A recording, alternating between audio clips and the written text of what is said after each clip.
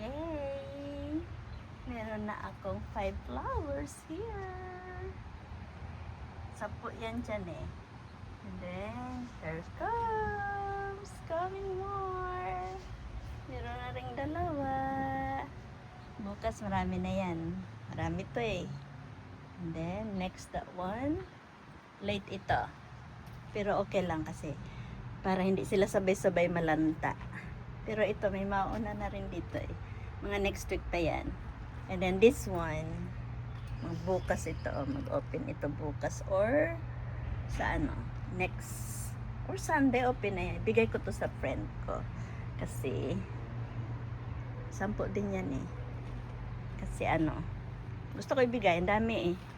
Para may flower din siya. Tsaka yung isa, ibigay ko din. Masyado madami eh. Ganda, ganda-ganda ito. I love it. Siyang nauna yung nasa ground. Maikli lang. Ayan si Penelope, nagpapaaraw. Ayan. Ganda ng araw ngayon. Ganda ng panahon. Blue na blue. Ayan, ganda. It's 9:30. Ganda ng araw. Thank you, Lord. Pero malamig. Mahangin din. Ganda. Very quiet. Very clean. Very clean ang aking baby. At ako'y busy. Hindi ako work today kasi tinamad ako. Ako ay ayos na mga flowers. Mag-arrange ako ng flower for Mother's Day. For special friends. Ayan. Hi, babe. Hi, baby.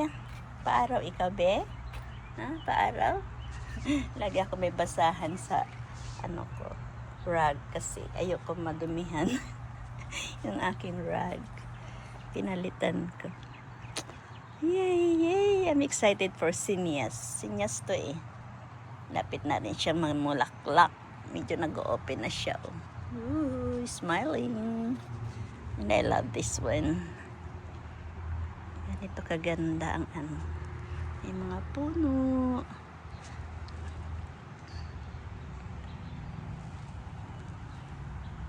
So loving it. Yay! Sana makapagdala ako nito sa Philippines. Kung hindi bawal, kahit isang seed lang. Kasi yung isang seed nito, siya, after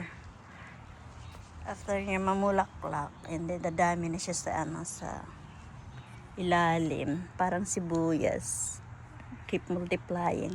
Mag-multiply siya ng isang seed, mag-multiply yan ng mga 20 seeds or more. Ganon. Kaya ito kasi galing to sa tanim ni Habi. Binili namin sa grocery sa store na tatlong stem lang siya, and then namulaklak. And then nung namulaklak yun, after winter time, siyempre nalanta na siya. Hindi namin tinapon hanggang sa nawala na si Habi. And then nagulat ako pag tubo niya, ang dami. Ganito kasi yung pot noon eh. Ito yung pot nung nilipatan ni Habi. And then eto na this year, dinivide ko siya. Yung isang pot dito galing. Ito yung napag-anuhan ko. Ito yung napag-anuhan ko siya. Taniman. Tapos ito. And then ito. Ito, isang pot. Di ko na siya ginalaw. Kasi wala na ako mapagtaniman. Tinamad na ako. So, inalagaan ko lang siya. Mas matangkad. Pero hindi siya maraming flowers kada. Pero grabe yung tumubo. Yan pa nga yung mga niya, mga exceeding na babies. Hindi na siya tumaba kasi sikip na. Wala nang soil. Na lang yan. Puro ugat. Pero ka-survive. And then after this summer, i-replant ko naman siya. Bibila ko ng ganito. Mas maganda ito kasi siya, malapad. Kaya lang pansin ko, hindi sila tumatangkad ng masyado. Pero okay lang. Yung kay mami kasi ang tangkad. Tangkad pa sa akin. Kasi nasa ground. Pero ito nasa ground. Ang bansot. Pero malaki naman yung flowers niya. Ang bansot lang niya. So, hindi ko alam kung mag-multiply ito dito. Kasi, tigang kasi yung ano dito, lupa. Matigas. So, kailangan tigas nga nung inano ko. Pinilit ko lang siya itanim dyan. Buti tumubo naman. So, next year, mas marami yan dyan kasi. Kaso, pag madami, hindi na tumataba. Hindi siya hindi siya makagalaw, hindi makahinga. So hopefully I can bring one seed in Philippines para maparami namin ni Ate Angie. Kasi napakaganda niya. Hindi ko lang alam kasi laging summer sa Philippines. Ito kasi pang lang ito from spring. Spring lang ito kasi hindi pa dito summer.